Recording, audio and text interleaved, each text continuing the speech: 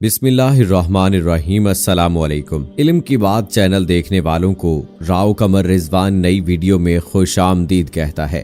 دوستو، ہجرت سے 1 سال پہلے یعنی سن 1290 میں نبی اکرم صلی اللہ علیہ وآلہ وسلم کو سفر معراج پیش آیا۔ اس سفر کے 2 حصے ہیں اور قرآن مجید میں ان دونوں حصوں کو الگ الگ مقام پر بیان کیا گیا ہے۔ پہلا حصہ زمینی تھا جو مسجد حرام سے مسجد اقصی تک تھا، جس کا تذکرہ سورہ بنی اسرائیل کی ابتدائی آیات میں ملتا ہے۔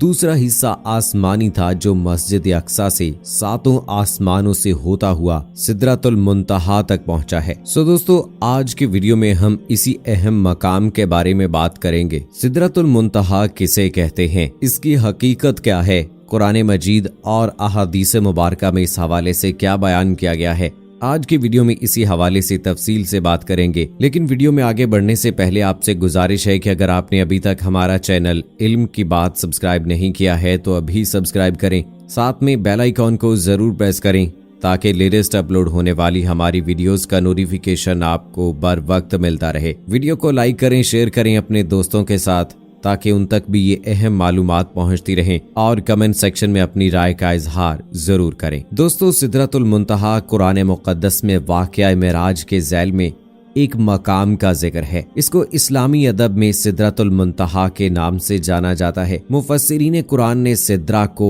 زیادہ تر بیری کا درخت بتایا ہے۔ سدرہ عربی زبان میں بیری کے درخت کو کہتے ہیں۔ شبیر احمد عثمانی نے سورہ نجم کی تفسیر بیان کرتے ہوئے لکھا ہے کہ سدرۃ المنتہا کے بیری کے درخت کو دنیا کی بیریوں پر قیاس نہ کیا جائے۔ اللہ ہی جانتا ہے کہ وہ کس طرح کی بیری ہوگی۔ وہ مزید فرماتے ہیں کہ جو اعمال وغیرہ ادھر سے چڑھتے ہیں اور جو احکام وغیرہ ادھر سے اترتے ہیں، سب کا منتہا وہی ہے۔ روایات سے یوں سمجھ میں آتا ہے کہ اس کی جڑ 6 آسمان میں اور پھیلاؤ 7ویں آسمان میں ہوگا۔ رسول پاک صلی اللہ علیہ وآلہ وسلم نے حدیث معراج میں اس کا ذکر کیا ہے کہ جب انہیں جبرائیل علیہ السلام آسمان پر لے کر گئے اور اللہ تعالیٰ کے حکم سے ایک کے بعد دوسرا آسمان گزرتے رہے حتیٰ کہ 7ویں آسمان میں داخل ہو گئے تو کہنے لگے، پھر میرے سامنے سدرۃ المنتہا ظاہر کی گئی تو اس کے پھل حجر کے مٹکوں کی طرح اور اس کے پتے ہاتھی کے کان جیسے تھے۔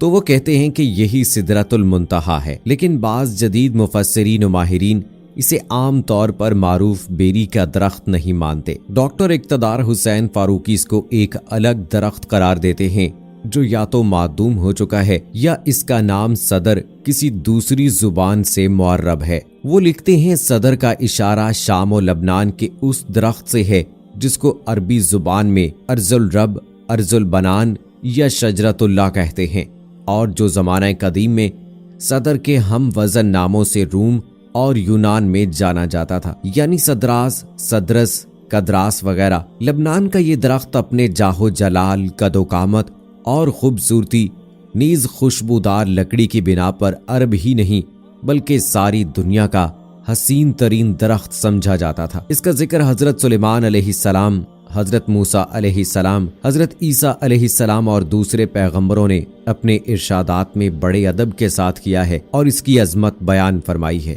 صدر کا نام قرآن پاک میں 4 مرتبہ لیا گیا ہے، ایک بار سورہ سبا، 2 مرتبہ سورہ نجم اور 1 مرتبہ سورہ واقعہ میں۔ ان 4 حوالوں میں سے صرف ایک حوالہ سورہ سبا کے تعلق اس سرزمین سے ہے، 2 کا آسمانوں کی سرحد سے متعلق ہے، جبکہ ایک کا ذکر جنت کے نباتات کے بیان میں آیا ہے۔ مولانا عبد الماجد دریابادی نے تحریر فرمایا ہے کہ سدرۃ المنتہا اس عالم اور اس عالم کے درمیان ایک نقطہ اتصال ہے جہاں سے ملائکہ عالم بالا کے احکام زمین پر لاتے ہیں اور یہاں کے اعمال مسعود وہاں تک پہنچاتے ہیں۔ مولانا کے خیال میں آسمان کے اوپر درخت اور بیری کے درخت کو تسلیم کرنے میں کوئی دشواری نہیں ہونی چاہیے، کیونکہ دنیا کی نباتات سمیت نہ جانے کتنی چیزوں کا جنت میں ہونا مسلم ہے۔ البتہ جنت اور آسمان کی ہر نعمت دنیا کی نعمتوں سے مشابہ تو ہوگی، لیکن پھر بھی بہت کچھ مختلف ہوگی۔ سورہ واقعہ کی تفسیر بیان فرماتے ہوئے مولانا لکھتے ہیں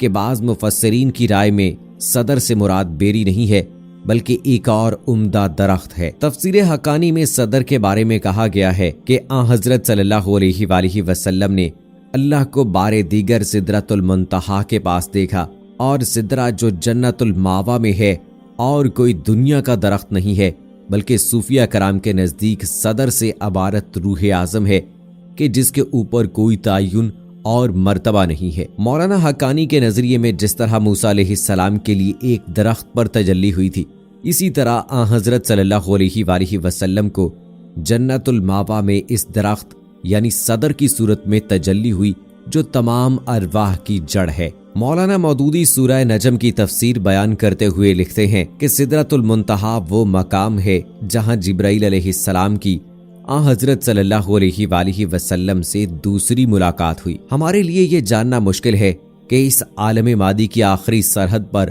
وہ بیری کا درخت کیسا ہے اور اس کی حقیقی نوعیت و کیفیت کیا ہے۔ بہرحال وہ کوئی ایسی ہی چیز ہے جس کے لیے انسانی زبان میں سدرہ سے زیادہ موزوں لفظ اللہ تعالیٰ کے نزدیک اور کوئی نہ تھا۔ قرآنی آیات کی روشنی میں صدر کی حقیقت اور کیفیت سمجھنے کے لیے ضروری ہے کہ ان ارشادات کے مقاصد اور مفہوم کو ذہن میں رکھا جائے۔ مثلا یہ بات بہت واضح ہے کہ چاروں حوالے صدر کے درخت کے ہیں، ان میں ایک بھی اشارہ صدر کے پھل کی جانب نہیں ہے۔ مزید برآں کسی بھی آیت میں صدر کا ذکر دوسرے پھلدار پودوں کے ساتھ نہیں ہوا ہے، یعنی کھجور، انگور، زیتون، انار اور انجیر کا تذکرہ تو ایک دوسرے کے ساتھ کیا گیا ہے، لیکن ان میں سے کسی کا ذکر صدر کے ساتھ نہیں ملتا۔ گویا صدر کے درخت کی اہمیت اور اس کی شان و شوکت کا بیان ہوا ہے، لیکن اس کے ثمر کی خوبی یا نعمت کی بات نہیں کہی گئی۔